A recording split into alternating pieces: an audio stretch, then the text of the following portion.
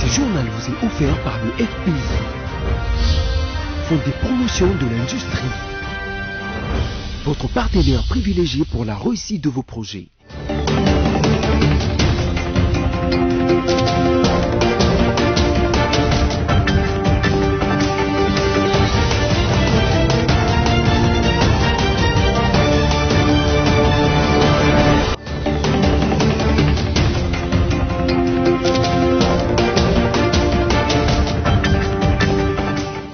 Merci de nous joindre pour suivre votre journal dont voici les grands titres. En marge de la célébration du 60e anniversaire de l'indépendance de la RDC, la première dame Denise Nyakero Tshisekedi a rendu une visite de réconfort à la veuve et aux enfants du feu Rossi Mukendi à Kinshasa. Et pendant ce temps, 359 personnes guéries de la maladie à coronavirus ont quitté l'hôpital la seule journée de mardi. Enfin, le gouvernement provincial du Sud Kivu a procédé à la cueillette des poissons tilapia élevés dans le cadre des projets dits de 100 jours financés par le FPI. Bienvenue à tous et merci de suivre BCTV. La première dame de la RDC, Denise Nyakero Tshisekedi, a voulu marquer la journée du 30 juin en rendant une visite de réconfort à la veuve et aux enfants de feu Rossi Mukendi. Visite placée en signe d'hommage. La première dame a promis de scolariser tous les enfants du défunt. Srin Soulambi signe ce reportage.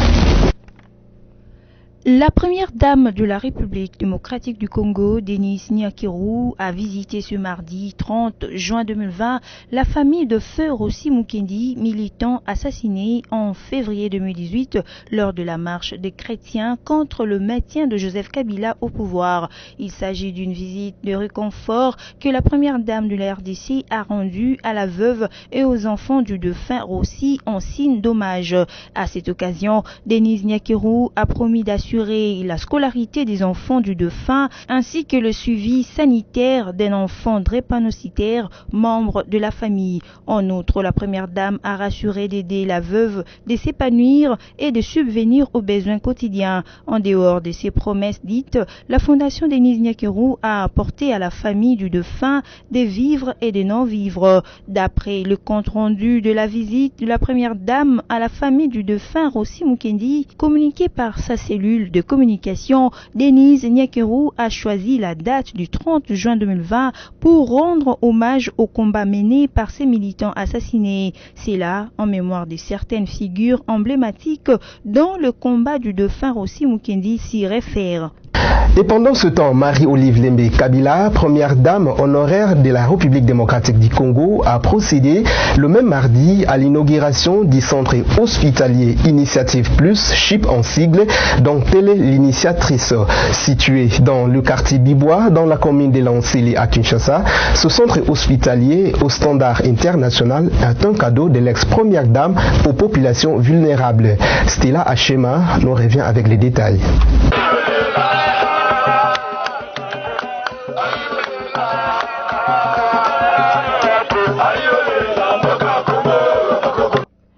Sous le doux soleil du 30 juin 2020, Marie-Olive Lembe Kabila, présidente de l'ASBEL, Initiative Plus OLK et épouse du président honoraire Joseph Kabila Kabange, a inauguré les centres hospitaliers Initiative Plus, CHIP en sigle, dans la commune de Lansele à Bibois.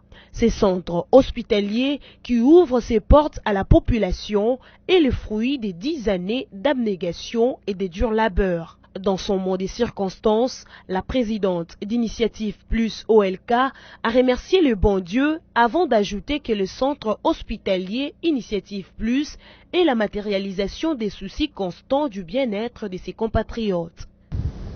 Je ne vais pas faire l'exercice de cacher mon émotion, puisqu'elle est grande. Nous vous souhaitons une bonne fête du 60e anniversaire de l'indépendance de notre pays.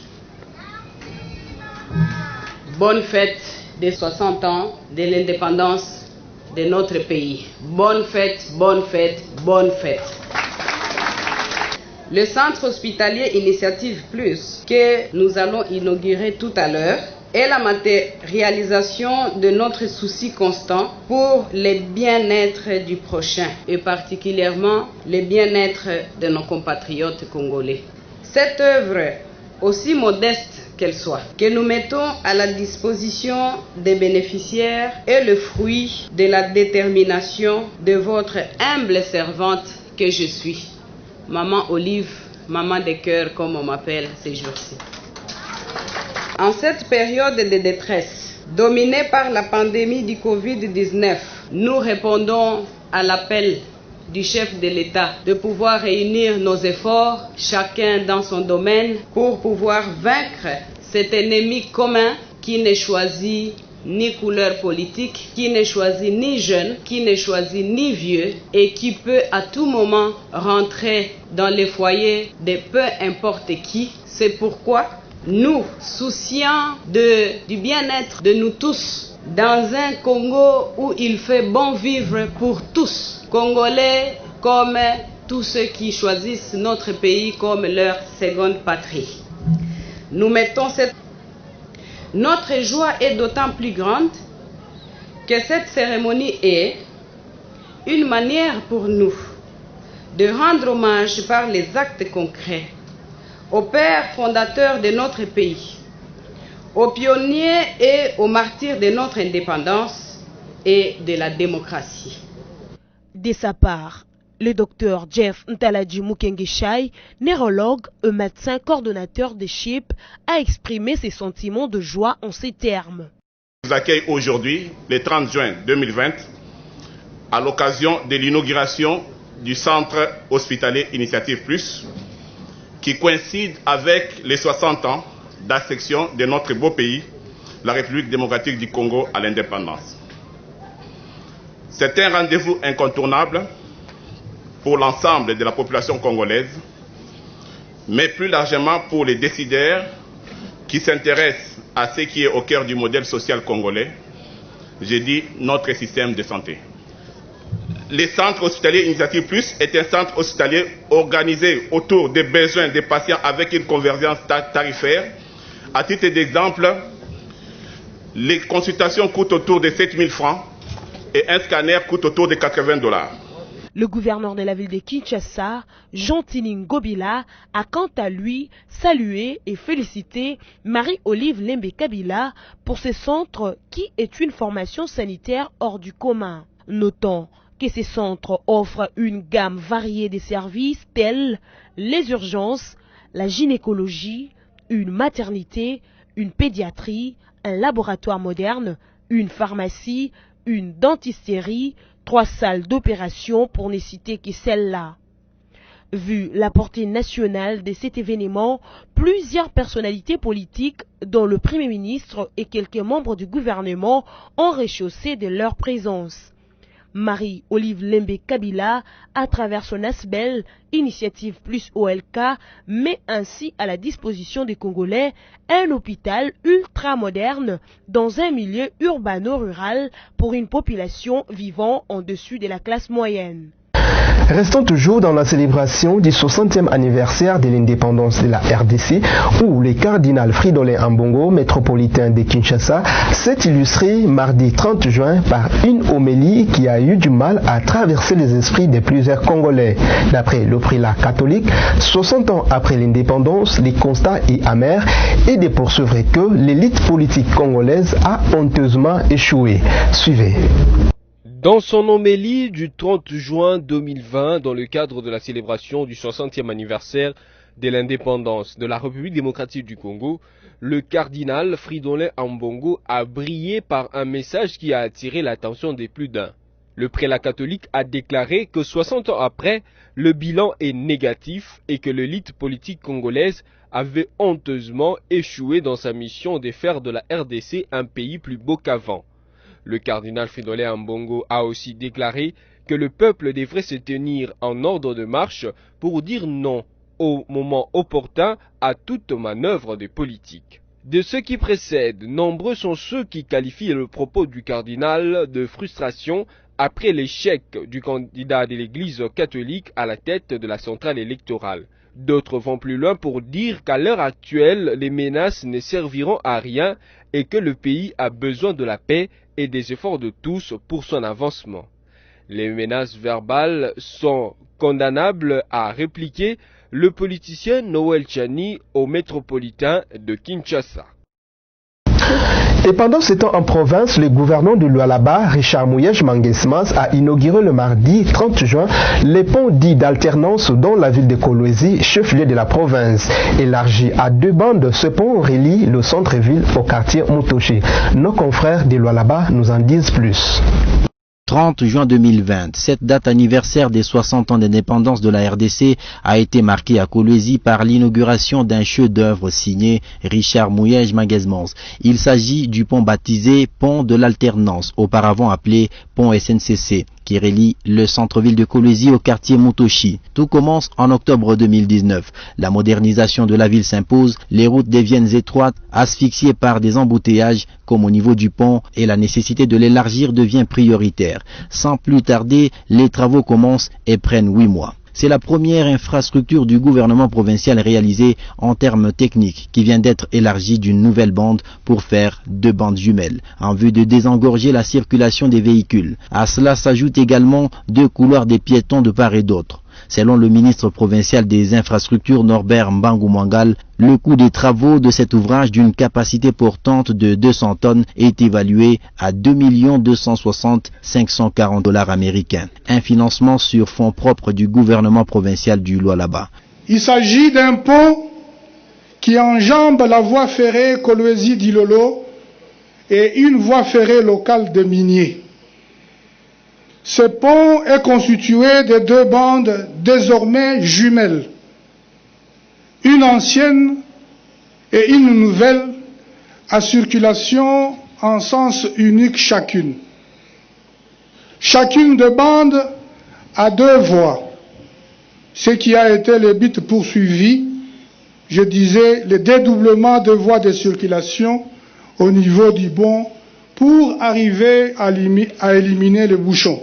Pour l'entreprise Générale Malta Forest qui a exécuté les travaux, l'ouvrage couvre une longueur totale de 365 mètres pour une portée de 14 mètres. Heureux de l'aboutissement de cette œuvre, le gouverneur Richard Mouyej Mangesmans place cette inauguration sous le signe de la paix, raison pour laquelle le pont est baptisé Pont de l'Alternance. Connu des filles et fils de Kolwezi, chef-lieu de la province du Lualaba, sous l'appellation de pont-tunnel SNCC, avec une seule bande à 2 voies, l'ouvrage dont nous avons l'honneur de contempler et inaugurer ce jour majestueux du 30 juin 2020, marquant le 60e anniversaire de l'indépendance de la République démocratique du Congo, notre beau pays, est constitué désormais de 2 bandes jumelles, dont une ancienne et une nouvelle. Pour la toute première fois dans l'histoire politique du pays depuis son accession à l'indépendance, le 30 juin 1960, dont nous célébrons aujourd'hui le 60e anniversaire, les Congolais ont assisté à une passation civilisée du pouvoir entre 2 présidents vivants et actifs, l'un sénateur à vie, l'autre président de la République. Au-delà d'un cérémonial d'État, l'événement a charrié une forte symbolique dans la vie démocratique du pays. Ce pont nous invite tous, sans nul doute, à consolider la dite alternance politique et à soutenir la bonne marche des institutions de la République afin d'éviter les crises qui risqueraient de paralyser les dites institutions du pays.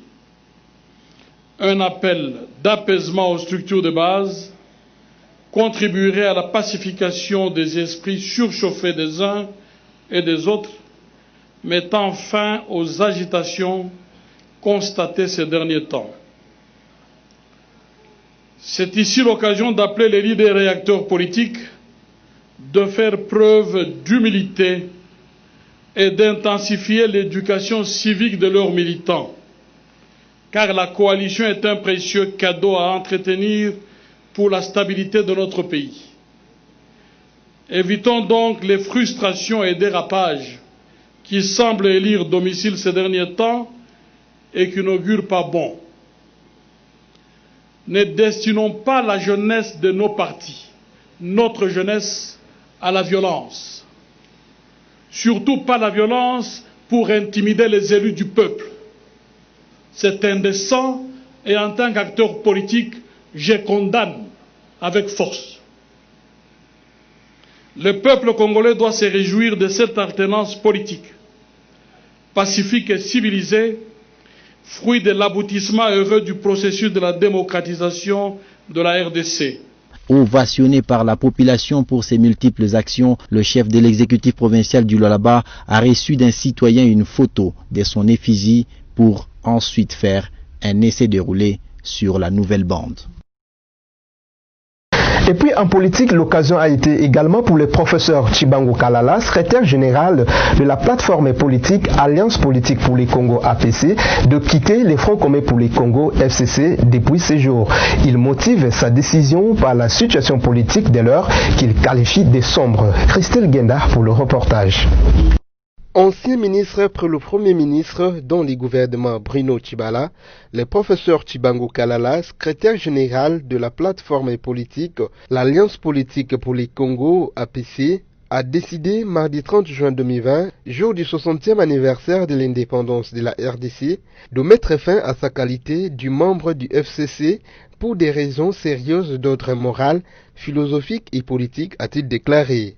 Le président du parti politique Congo Notre Beau Pays affirme dorénavant reprendre sa liberté de silence et des paroles ainsi que sa liberté de pensée et d'action. Le professeur Tshibangu Kalala a également affirmé son engagement politique pour le bien-être du peuple congolais. Il dresse un tableau sombre de la situation actuelle que traverse la RDC. Il compte sur l'accompagnement de ses compagnons libres et intègres et pris du patriotisme pour construire une vision de grandeur pour un Congo moderne et rayonnant. Je reste disponible et mobilisé pour servir la patrie, a-t-il déclaré. Parlons coronavirus. Selon les bulletins quotidiens de la situation épidémiologique du mardi 30 juin 2020, 359 nouvelles personnes sont sorties guéries en RDC. 196 cas suspects ont été détectés après investigation. 83 nouveaux cas confirmés, dont 63 à Kinshasa. Christelle Guinda nous revient encore avec les détails.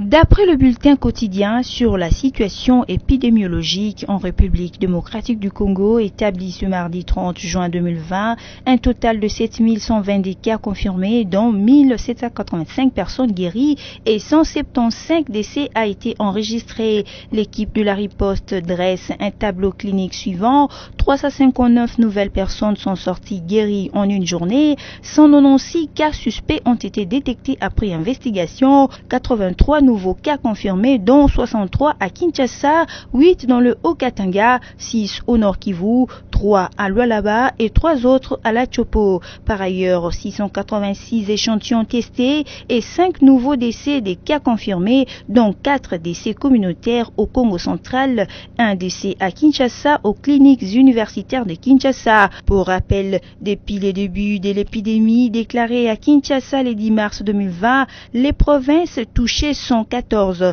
Il s'agit de Kinshasa, l'épicentre de cette pandémie, Congo central, Sud Kivu, Nord Kivu, Lualaba, Chopo, Ouele, Kwilu, Sud-Ubangi, Équateur, Utori, Olomami et Kwango. Toutefois, il est demandé à toute la population congolaise de respecter le geste barrière et de toujours mettre son cache-nez à l'endroit approprié pour mettre fin à cette pandémie.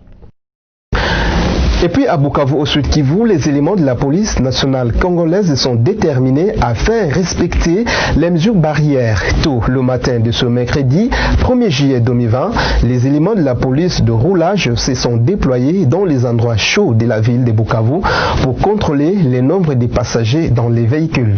Victoire Mukingi depuis Bukavu pour les comptes de BC Télévision. Selon les sources proches de la police, Cette opération consiste à identifier les nombres fixés par l'arrêté du gouverneur portant réglementation des transports en commun et privés sur toute l'étendue de la province du Sud-Kivu pendant cette période de la pandémie de la Covid-19. Cette opération concerne les véhicules privés, de bus, les taxis-motos, y compris même les bajaj. Certains chauffeurs rencontrés sur les lieux déplorent la manière dont l'opération s'est déroulée. Pour eux, à certains coins de la ville de Bukavu, les éléments de la police nationale congolaise profitent de cette occasion pour leur demander même les documents de bord. Parfois, lorsque les éléments de la police nationale congolaise se rendent compte que tous les passagers portent l'air cache-nez et que le nombre de passagers fixé par l'arrêté est respecté, ils commencent déjà à exiger les documents de bord. Déjà, la police a arrêté au moins 20 véhicules. Signalons par ailleurs qu'au cours de la dite opération, la police nationale congolaise au PNC exige aussi le port de masques de protection conformément à l'arrêté du gouverneur, ceci pour lutter contre la propagation de la pandémie du coronavirus. Restons toujours dans cette province où, à marge de la journée mondiale de la pêche célébrée le 24 juin de chaque année, le gouverneur provincial du Sud-Kivu a procédé à la cueillette des premiers poissons tilapia élevés dans des cages flottantes. Un projet qui s'inscrit dans le cadre des 100 jours du chef de l'État et financé par le Fonds de promotion de l'industrie. Une fois encore, images et commentaires.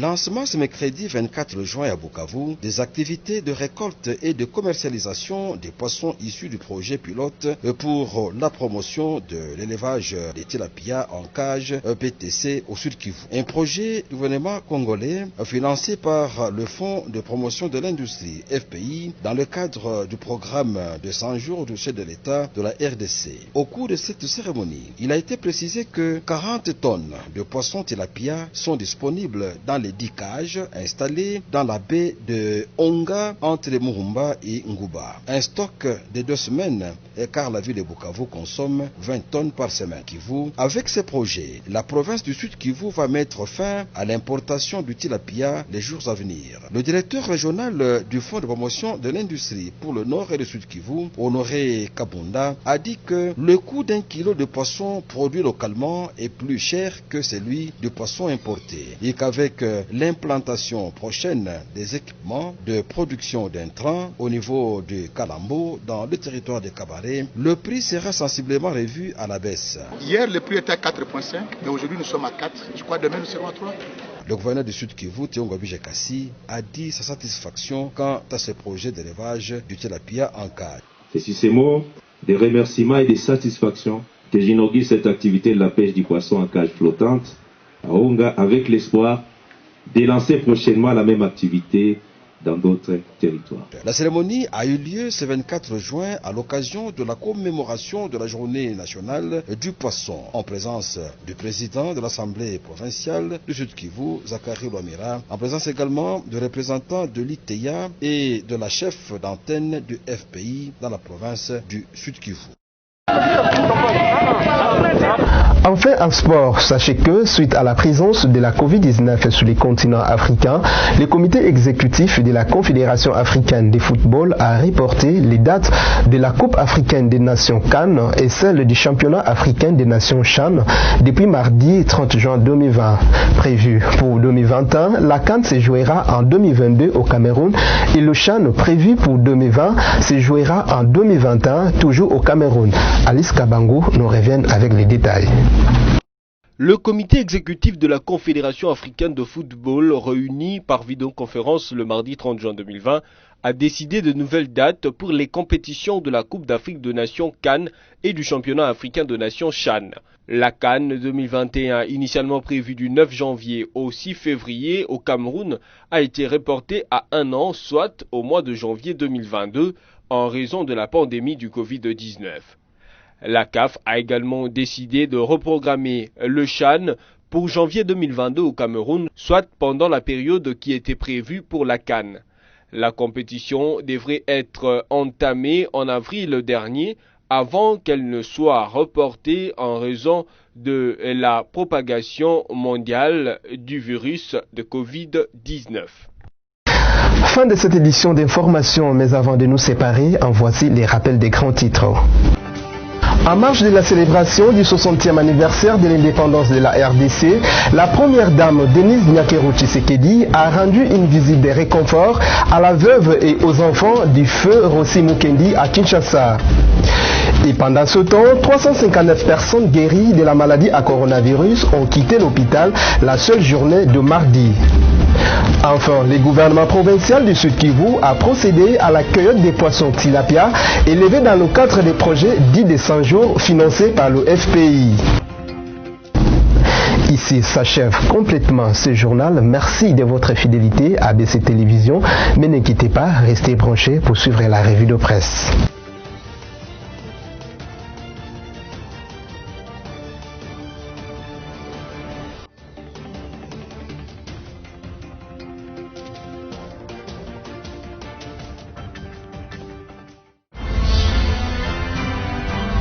Ce journal vous a été offert par le FPI, Fonds de promotion de l'industrie, votre partenaire privilégié pour la réussite de vos projets.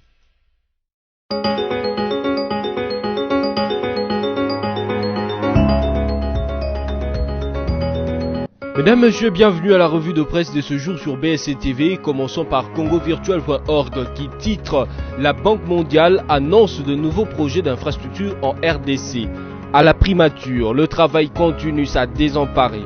Ce lundi 29 juin, le Premier ministre a échangé avec une délégation de la Banque mondiale sur l'évaluation du partenariat entre la RDC et cette institution de Bretton Woods. Une évaluation qui se justifie du fait que ce partenariat arrive au terme de 3 années initialement imparties. Christophe Carré, directeur des opérations de la Banque mondiale, a fait savoir que son institution a disponibilisé 2,6 milliards de dollars américains de nouveaux projets pour la RDC ces 2 dernières années. Ces financements ont permis de soutenir de projets de développement humain dans le secteur de la santé, de l'éducation et de la protection sociale. Poursuivons cette revue de presse avec Forum des As qui écrit « Après échec de son candidat à la tête de la CENI, le cardinal Fridolin Ambongo en vient aux menaces. Lorsqu'ils obtiendront à faire passer ce personnage à la tête de la centrale électorale, il faudra qu'ils nous trouvent sur leur chemin. » Après les rejets de la candidature du candidat de l'Église catholique à la présidence de la Commission électorale nationale indépendante CENI, l'archevêque de Kinshasa, le cardinal Fridolin Ambongo, menace. Je tiens ici à demander au peuple de se tenir en ordre de marche. Lorsque le moment viendra, lorsqu'ils obtiendront à faire passer les 3 propositions de loi Minaku Sakata et ce personnage Ronsard Malonda à la tête de la CENI, il faudra qu'ils nous trouvent sur leur chemin. On ne peut pas continuer après 60 ans d'indépendance du pays à gouverner par défi, par mépris du peuple, par mépris de l'Église catholique et de l'Église protestante, gronde l'archevêque de Kinshasa dans son homélie à l'occasion de la cérémonie hier mardi 30 juin du 60e anniversaire de l'accession de la RDC à la souveraineté nationale et internationale. Terminons avec Okapi.net qui titre Kalemi, première sortie du MV Amani sur le lac Tanganyika. Le MV Amani a effectué son premier essai technique sur le lac Tanganyika. Tous les membres du gouvernement provincial du Tanganyika, en tête le gouverneur Zoé Kabila, ont pris place à bord du navire pour la première sortie sur le lac Tanganyika. Ce bateau vient de mettre 3 ans de construction dans la cadre de la SNCC, soit du 30 juin 2017 au 30 juin 2020 à Kalemi. Il a été construit par l'entreprise Carrière du Congo CDC. Il mesure 9 mètres de long et 40 autres de large et dispose de 3 étages avec 60 chambres de luxe, des restaurants et des espaces VIP. C'est tout pour cette revue de presse. Merci à vous de l'avoir suivi et restez fidèles à BSC TV.